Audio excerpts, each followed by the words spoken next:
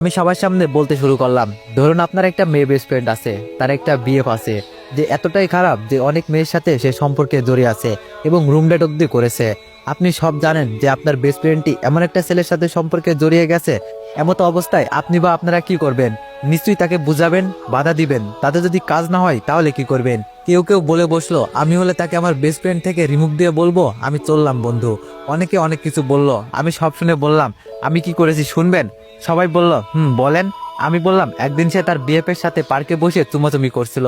আমি তা দেখে রাগের বসে গিয়ে দুইটা চর মেরে বসি এবং সেও আমাকে চর মেরেছিল। কিন্তু এই চর মারাই সে সীমাবদ্ধ থাকেনি, এমন কিছু করেছে তা হয়তো একজন বেস্ট ফ্রেন্ড হয়ে, একজন মেয়ে হয়ে অন্য একটা মেয়ের যে এতটা সর্বনাশ কেউ করতে পারে আপনারা ভাবতেও পারবেন না। সবাই বলল কি করেছে আমরা শুনতে চাই। আমি বললাম আচ্ছা তাইলে শোনেন। আমার নামে সে নারী নির্যাতনের মামলা করে বসে, ফলে আমার 1 মাস জেল খাটতে হয়। আবার আমার বোনের সংসারটিও সে ভেঙে দিয়েছে। আমার আপুর বিয়েটা ভাগ্যক্রমে তার ভাইয়ের সাথেই হয়। আমি যখন আপুর বিয়ের 4 দিনের মাথায় আপুর বাসায় বেড়াতে যাই, তখন সেই রাতেই সে আমার রুমে আসে। সে আমার অনেক কাছাকাছি আসতে চাইলে আমি না করি, তবুও সে কাছে আসতেই থাকে। তাই কোনো উপায় না পেয়ে আবারও ওই দিনের মতো ঠাস করে চর মেরে দিই। কিন্তু সে যে চরের প্রতিশোধ এইভাবে নিবে কখনো ভাবিনি। ও চিৎকার দিয়ে বসে এবং ওর ভাই সহ আমার আপু রুমে চলে আসে। আশা করি তারপর কি হয়েছে সব বলতে হবে না, আপনারা হয়তো বুঝতে পেরেছেন।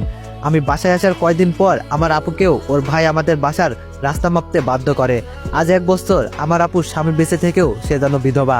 আজও দেখি আমার আপু নীরবে চোখের জল ফেলে, ভাবে যে তার ভালোবাসার মানুষটা কবে ভুলটা ভাঙবে, কবে এসে বলবে আমায় ক্ষমা করো, বাসায় চলো। আপনারা এটা জানলে খুশি হবেন, সে অন্যের ঘর ভেঙে নিজে সুখী হতে পারেনি, তারও ঘর ভেঙেছে। বিয়ের কয়েকদিনের মাথায় তার স্বামীও তাকে ডিভোর্স দিয়ে দিয়েছে। আমি যেমন ভাই হয়ে নিজের আপুকে তার বর ডিভোর্স পেপার দিয়েছে বলে তাকে সই করতে বলেছি, ঠিক তেমনই তারও ভাই তার বোনের ডিভোর্স পেপারে সই করতে বলেছে।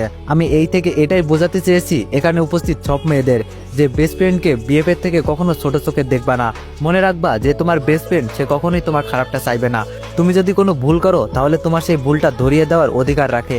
তুমি যদি তার কথা না শোনো তাইলে বেস্ট ফ্রেন্ড হিসাবে তোমার ভালোর জন্য সে তোমার গায়ে হাত তোলার অব্দি অধিকার রাখে। আমি চাই না আমার মতো পরবর্তীতে কারো সাথে এমন কিছু হোক। এবার আসি এক বাবার কথা নিয়ে। তার পিতৃত্বর সত্যি প্রশংসা হয় না। নিজের স্ত্রীর কোনো দোষ না করা সত্ত্বেও তাকে সাজা দেওয়া, বিয়ের 7 দিনের মাথায় ডিভোর্স লেটার পাঠিয়ে দেওয়া শুধু কিছু মানুষরূপী অমানুষের দ্বারাই সম্ভব। নিজের বোনকে এতটা ভালোবাসা উচিত নয় যে তার মিথ্যা অভিনয়টা হাজারটা সত্যকে হার মানায়। অথচ ভাই হয়ে সে অন্ধ ভালোবাসার বোনের মিথ্যা অভিনয়টা বুঝতে না পারা। আমি না হয় ভুল করেছিলাম আমার বেস্ট ফ্রেন্ডটাকে কোনো খারাপ ছেলের হাত থেকে বাঁচাতে গিয়ে, দুইটা চর মেরে বসি। সেই সাজা তো আমি 1 মাস জেল কেটে পেয়েছি, কিন্তু তারপরও আমার সাজা কেন এই 1 বছরের ছোট্ট নিষ্পাপ বাচ্চাটা পেল? পেয়েই যাচ্ছে। আপনারা বলতে পারবেন কি, ও যখন আরেকটু বড় হয়ে ওর আম্মুকে বলবে আমার আব্বু কোথায়, ওনার নাম কি, তখন তার মা কি বলবে তাকে বলতে পারেন? আর আমি মামা আমায় যখন এসে বলবে মামা আমার আব্বু কোথায়, তখন আমি বা কি বলবো? বলবো কি তোমার বাবা পুলিশ অফিসার, যে তোমার শুধু জন্মদাতা আর কিছুই নাই। তুমি যখন জন্ম নিয়েছিলে তখন সবটা জেনেও তোমায় দেখতে আসিনি। তখন যদি সে উঠে বলে বসে মামা তুমি না হয় ভুল করেছো আর আম্মু তোমার পক্ষ নিয়ে ভুল করেছে, কিন্তু আমি কি করেছি যে আমি সাজা পাচ্ছি, বলতে পারেন? তখন মামা হয়ে আমি কি উত্তর দিব? কথাগুলো বলছিলাম আর মাসুদ ভাইয়ের দিকে তাকাচ্ছিলাম। উনি অধীর আগ্রহে আমার কথাগুলো শুনে যাচ্ছিল। আপনারা জানেন কি, ওই বাবা আপনাদের মাঝেই উপস্থিত রয়েছে, যে কিনা বিনা দোষে তার ভালোবাসার মানুষটিকে ত্যাগ করেছিল, নিজের সন্তানকে ত্যাগ করেছে। আমি নাম না বললেও অনেকে হয়তো বুঝে গেল কে হতে পারে। তবু অনেকে বলল ওনার নামটি বলুন একবার, ওনার মুখে থুতু মারবো আর ওনার বোনের গলায় জুতোর মালা পরাবো। আমি হাতের আঙ্গুলটা তুললাম, তুলে ওই নিষ্ঠুর বাবাকে দেখাতে গিয়েও হাতের আঙ্গুলটা নামিয়ে নিলাম। কয়েক সেকেন্ডের জন্য নীরব হয়ে ভাবলাম, উনি যে ভুল বুঝে আপুকে ত্যাগ করেছেন, ওনার সেই ভুলটা হয়তো একদিন ভাঙবে। যেদিন ভুল ভাঙবে হয়তো উনি আবার আপুকে ওনার ঘরে ফিরিয়ে নেবেন। কিন্তু আজকে যদি আমি এইভাবে সবার সামনে ওনার নামটা বলে দিই, তাহলে হয়তো সেদিন ভুল ভাঙলেও উনি আর আপুকে মেনে নেবেন না। ভুল ভেঙে আপুকে আবার ফিরিয়ে নেওয়ার যে সম্ভাবনা রয়েছে তা হয়তো আর থাকবে না। তাই হাতের আঙ্গুলটা নামিয়ে নিয়ে বললাম, আমি আর চুপ থাকবো না, এবার আমিও আইনি ব্যবস্থা নিব। আমার ভাগ্নেকে ও সব অধিকার হয় ফিরিয়ে দিব, নয়তো ওর বাবাকে উচিত শিক্ষা দিব। তারপর থেকেই আমার ভাগ্নে ওর বাবাকে জানতে চাইলে ও জানবে ওর বাবা মৃত। যাই হোক, এবার মূল কথায় আসি। আমি কখনো ভাবি নাই যে এমন একটা মহৎ উদ্দেশ্য পরিচালিত ক্লাবটিতে আমি দাওয়াত পাবো, কিছুটা সাহায্য করে এর অংশ হতে পারবো। আপনারা যত দ্রুত সম্ভব ক্লাবটি প্রতিষ্ঠা করে ফেলুন। ক্লাবের সকল দরকার ও সাহায্য সহযোগিতায় আমায় পাবেন ইনশাল্লাহ। সবার আগে আমি আমার হাতটা বাড়িয়ে দিব। আমার কথা শুনে সবাই হাততালি দিয়ে উঠলো। আর এই অনুষ্ঠানে আমাকে আমন্ত্রণ করায় প্রিন্সিপাল স্যারকে আন্তরিকভাবে জানাচ্ছি ধন্যবাদ। এই বলে আমি আমার বক্তব্য শেষ করছি। সবাই ভালো থাকবেন, সুস্থ থাকবেন আর কাছের মানুষগুলোকে ভালো রাখবেন। আল্লাহ হাফেজ। স্টেজ হতে নেমে গেলাম। এক স্যার এসে বলল, চলুন আপনার জন্য হালকা কিছু নাস্তার ব্যবস্থা করেছি। ওনার সাথে অফিসের 2 তলায় গেলাম। নাস্তা শেষ করে স্যারদের সাথে কথা বলার মাঝে ড্রাইভারকে ফোন করে গাড়ি নিয়ে আসতে বললাম। 2 জন ম্যাম এসে আমার ভাগ্নেকে কোলে নিয়ে বলতে লাগলো, কি কিউট, অনেক মিষ্টি হাসি। এমন মুখের দিকে তাকিয়ে যে মনটা ভরে যায়। ওনারা আমার ভাগ্নেকে বেশ আদর করলেন। ড্রাইভার গাড়ি নিয়ে আসলে স্যারদের বিদায় জানিয়ে সালাম দিয়ে গাড়িতে এসে বসলাম।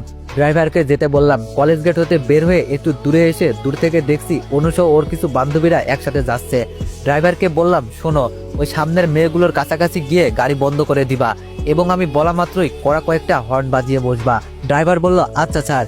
আমার কথা মতো ড্রাইভার গাড়ি বন্ধ করে দিল, কিন্তু রানিং গাড়ি শব্দ ছাড়া ওদের কাছাকাছি পৌঁছাতেই আমার কথায় ড্রাইভার বসিয়ে দিল কড়া হর্ন। সব কয়টা দেখি এক লাফ মেরে ভয়ে রাস্তার পাশে নেমে গিয়েছে। অনু বলল, এই কানা ড্রাইভার, চোখে দেখেন না নাকি, হাজিল কোথাকার। আমি ড্রাইভারকে বললাম, কিছু বলো না, ওরা বাইরে থেকে আমাদেরকে দেখছে না, ওরা কি করে তাই দেখবো, ব্রেক করে বসে থাকো। অনু উঠে এসে গাড়ির জানালার হাত দিয়ে ঠকঠক করতে লাগলো। আমি জানালার কাছ নামিয়ে মুখটা বার করাই ও আমার মুখটা দেখে কিছুটা শক্কে দূরে সরে গেল। ড্রাইভারকে বললাম, চলো এবার। এখন হয়তো ওর বান্ধবীরা এসে অনুকে বলবে, কে রে ছিল ফাজিল লোকটি, ওনাকে দেখেই তুই দূরে সরে আসলি যে। অনু হয়তো কিছু বলবে না, কেননা ও হয়তো আমার নামটি মুখেই নিতে চাইবে না। বাসায় চলে আসলাম। আপু এসে বলল, এই মামা ভাগ্নে, কোথায় বের হয়েছিলি? খোকার বুঝি খিদে পাইনি? সে কখন খেয়েছে? দে খোকাকে আমায় দে, যা ফ্রেশ হয়ে খাবি আয়। আমি বললাম, আপু আমি না খাই, খিদে পাইনি বলে রুমে চলে আসলাম। একটু শুয়ে ভাবছি, আজ তো মাসুদ ভাইয়া সব সত্যিটা জেনে গিয়েছে। আমি ওই দিন বললেও উনি হয়তো বিশ্বাস করেনি। আজকে উনি বিশ্বাস করবেন না? বাসায় গিয়ে কি মিতুকে আজ প্রশ্ন করবেন না? সব সত্যি কি উনি জানতে চাইবেন না? জানি না কি হবে, জানি না ভাগ্যে কি লেখা রয়েছে। তবে এবার যদি উনি চুপ থাকেন এবং মিতুর কাছে যদি উনি কিছু না জানতে চান, তাহলে এবার আমি মিতুকের মুখ দিয়ে সব সত্যি বলতে বাধ্য করব। শুধু সময়ের অপেক্ষা।